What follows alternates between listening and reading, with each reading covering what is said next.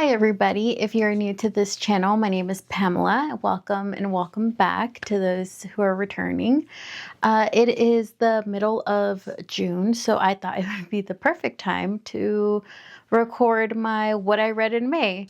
Hopefully in months to come, I will be able to have these, sooner in right after the month ends. But for now, it is what it is. For the month of May, I read 4 books in total, and that's pretty average, I would say, for me. I read anywhere from 3 to 4 books a month, and I'm okay with that. The first book that I read in the month of May is Mockingjay by Suzanne Collins. This is the 3rd and final book in the original Hunger Games trilogy. I have a full spoiler vlog for all 3 books, actually, the 1st, 2nd, and 3rd. So this one, I'll link it down below. That vlog does contain a lot of spoilers and just more raw thoughts as I was reading. So the Hunger Games trilogy was a reread for me, but it was I realized that I had only read the first 2 books when they first came out, and I never got around to reading the 3rd. So this was a brand new read for me. And honestly, I don't know how I was able to live with myself not knowing how the Hunger Games trilogy ended. And I had not seen the movies either because I apparently didn't really like the movies. So I only watched the first one, and I apparently decided that they were not for me. But since I read this, I have rewatched the first movie and I watched the second movie. I still haven't watched part 1 and 2 of the 3rd movie, but I did watch the second movie and I like it better. I really liked the second movie more than the first movie. But my notes on this book, I don't have too many because, again, I do have a full-on vlog. And I also don't want to give anything away. And this is the 3rd book. What I will say is that it was fun picking up right where the 2nd book leaves off. It doesn't seem like, if anything, it was just only days that passed by from the ending of book 2 to the beginning of this book, and I thought that was really cool. I personally like that because you just jump right in.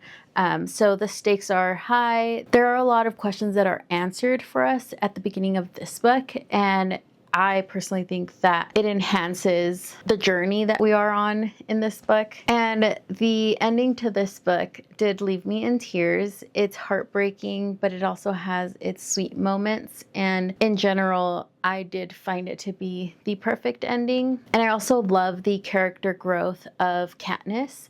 She, I feel like, comes into herself, she finally realizes who she is, what she wants, and is okay with all of it. And after Mockingjay, I dived right in to Sunrise on the Reaping, again by Suzanne Collins. This is a new release that came out at the beginning of this year.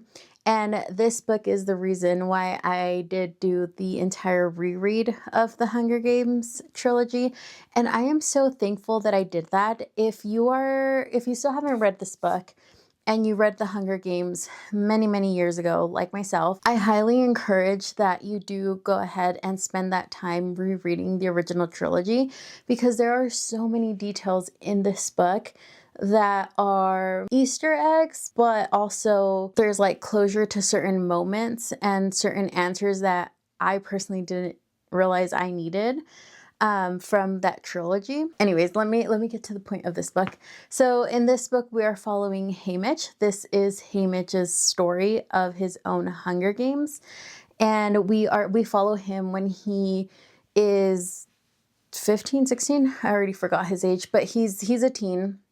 We follow him, and I was under the impression that we knew about Haymitch from the Hunger Games trilogy, but honestly, all we know is that he wins, because we come to find out that we actually know nothing of his real story. This book is just so heartbreaking. There are so many moments where I just had to pause because my heart could just not take it. I do plan on rereading this book, but I do want to give it some time to because I'm still like, I still think about it and I still get sad. So I'm just kind of waiting a little bit to reread it. In this book, we also follow, or not follow, but we also get to know who his love was and who his love interest was and who his family was, who his mom was, his siblings. We just really get to know Haymitch, and Haymitch is just my all-time favorite character.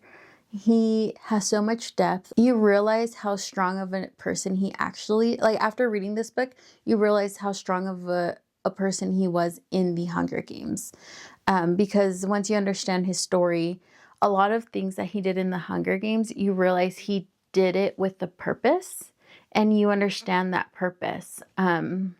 Whether it was to keep Katniss from danger, or you just understand a lot. And at the ending of this book, I'm not going to give away ending, but we also get a glimpse. It kind of ends similar to how Mockingjay ends, where you get a glimpse into like their current status, but this current status is actually ahead, months to years after Mockingjay. So you get all around, you get a full circle moment, and it's beautiful and it's heartbreaking, and I highly recommend this to anybody who wants a good character development and just good story overall. I highly recommend Sunrise on the Reaping.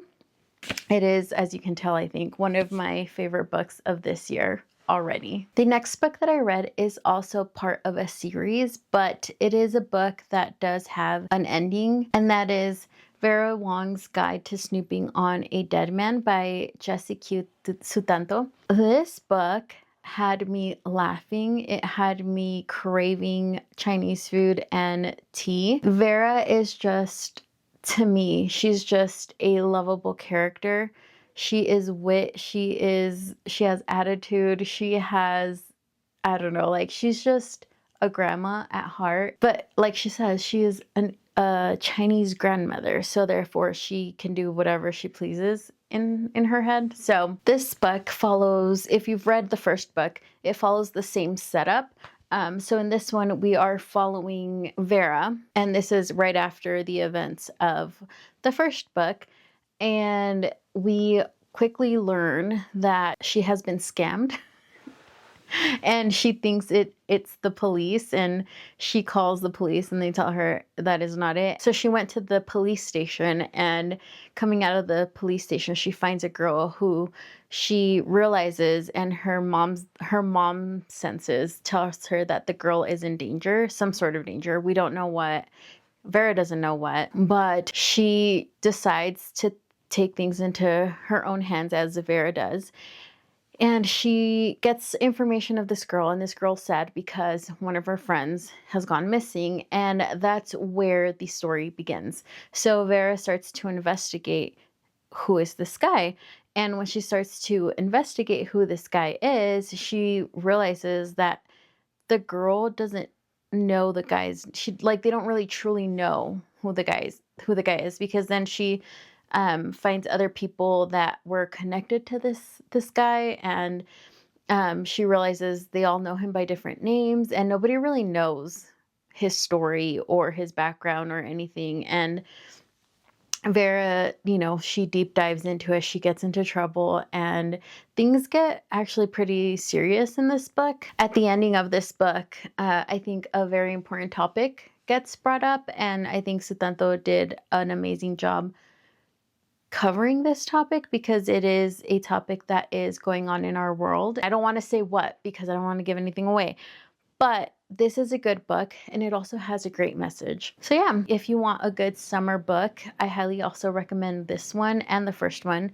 I think they would be cool to just carry with you on vacation. I can't wait until the third one comes out, honestly. I don't know when that is, but I'll be sure to have it on my calendar to pick it up, because I love Vera. And the last book that I read in the month of May was actually from the library, and I no longer have access to it, so I'm just gonna put a picture here, and that is The Heart of Winter by Jonathan Eveston. This book I would consider is more on the literary fiction part of it. It's more about just life, and I really enjoyed it. I think it was a really good book to jump into right after the Hunger Games series, plus the Vera one. I think it was a good palate cleanser, and it had everything that I love in lit fic when it comes to like more real life fiction. I do want to side note before I jump into what it's about that the title does have winter in it, so the heart of winter,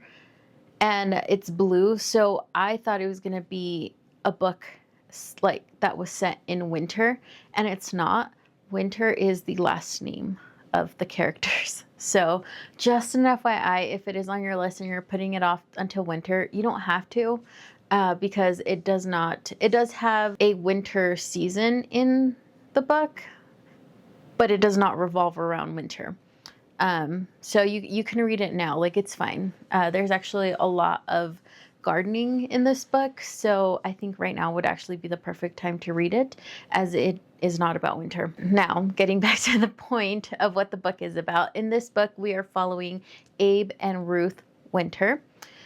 We follow them through their college years when they met, so early adulthood, all up until, I don't want to say the end, but all up until they're really 90. I think he turned 90 or 91 in this book. So you follow them throughout their entire life, and it is such a great depiction of just life and the struggles that life brings at times, and struggles that, especially like in a marriage, like struggles that might arise in a marriage once you start having kids, and you start moving up the corporate ladder, and sometimes sacrifices that you have to make. And it was just a great overall book, and I feel like representation of a marriage. And we also learn that they have been married for 70 years, and they are complete opposites. Their beliefs, political and everything, are just opposites.